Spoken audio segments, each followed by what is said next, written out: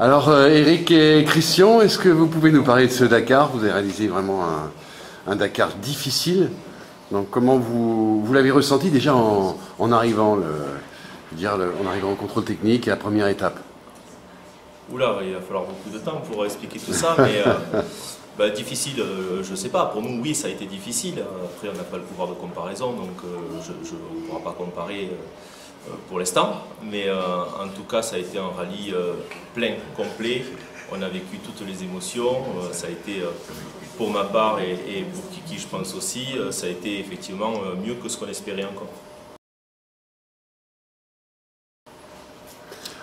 Et toi Je l'ai vécu aussi pleinement. On nous avait annoncé un Dakar plus court, mais beaucoup plus copieux, très technique avec la topographie du Pérou. Et donc, effectivement, on a été servi. Donc, il était très copieux, aussi bien en pilotage sur lequel Eric a excellé jusqu'à un certain moment.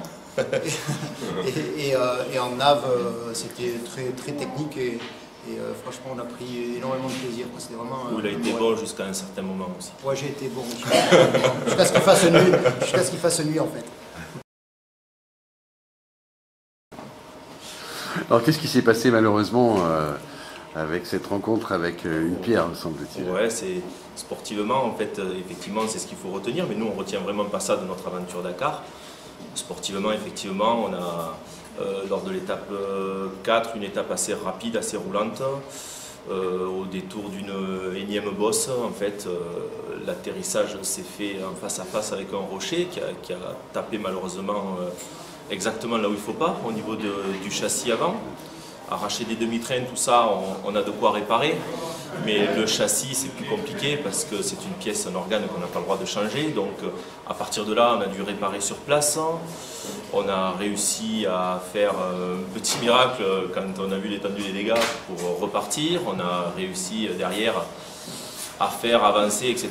Et puis d'aventure en aventure, ça nous a amené, comme on a pu, jusqu'à l'étape 7, où là, il a fallu se rendre à l'évidence que le châssis continuait de s'ouvrir et on passait de 4 roues à 2 roues motrices, parfois rien du tout. Bon, et à un moment donné, le team manager a décidé effectivement de couper court pour la sécurité.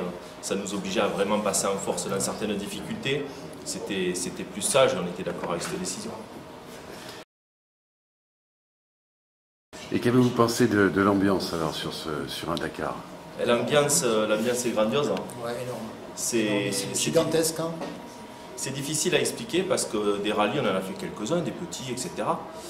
Et là, nous, on se disait, bon, ben, ça reste qu'un rallye qui fait le double du temps, 5 fois plus de distance ou 6 fois plus, mais finalement, on n'arrive pas à bien palper et expliquer la différence avec un autre rallye. Le Dakar est particulier, on nous le disait.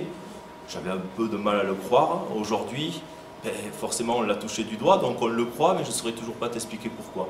C'est particulier, c'est vrai qu'il y a tout le gratin quand on aime ce sport. Il y a toutes les têtes de liste de toutes les marques mondiales, il y a toutes les écuries qui sont là, représentées du mieux possible. Donc c'est tout un folklore. Il y a des pays qui nous reçoivent de la plus belle des manières. Il y a beaucoup de monde. Il y a un gros engouement du Pérou, en fait, des Péruviens sur ce sport. À titre d'exemple, par exemple, sur le podium de départ, ils ont compté pas moins de 800 000 personnes présentes entre le bivouac lui-même plus les hauteurs, puisqu'en fait Lima, donc il y a une grosse partie en hauteur sur laquelle on voyait des gens perchés qui regardaient le podium. Et puis voilà, puis c'est vrai que chaque fois qu'on passait quelque part, les gens sont vraiment très férus de ce sport-là. Voilà, donc ça amène encore plus une magie à cette course. Et voilà, donc c'est vrai que c'est difficile à expliquer parce que sur le moment, on a juste les poils qui se hérissent et le cœur qui bat très fort, mais voilà, c'est très compliqué à expliquer. Et je pense que vous allez vous mettre un certain temps à redescendre un petit peu sur Terre suite à une superbe épreuve comme celle-ci. Bon, la vie s'en est chargée quand même de nous ramener vite les pieds sur Terre, mais effectivement l'émotion reste pleine encore. Et le prochain programme? Je crois qu'on en a déjà parlé, nous, hein, mais c'est trop tôt pour en parler. Je crois qu'il faut savoir profiter de tout ça. On restait des privilégiés, on a vécu une aventure extraordinaire, grâce notamment à toutes les personnes qui sont là ce soir. Donc on a conscience de ça. Donc on a plein de défauts, mais on n'est pas trop capricieux à dire vite, vite, vite, je ne veux pas lâcher mon jouet. Donc effectivement, si la vie nous donne l'occasion d'y retourner, généralement, je crois que comme tout un chacun, quand on touche à quelque chose qui est bon, on a envie d'y retourner. Je ne te demanderai pas de prendre des exemples, mais on a toujours envie d'y retourner. Et là, effectivement, on verra ce que la vie nous réserve pour plus tard, mais l'aventure était pleine. Pour le moment, on savoure encore les images dans la tête. Et puis voilà, puis on va faire ça tranquillement et sereinement, et comme on l'a toujours fait. En tout cas, on vous remercie tous les deux et puis on espère vous revoir très très bientôt.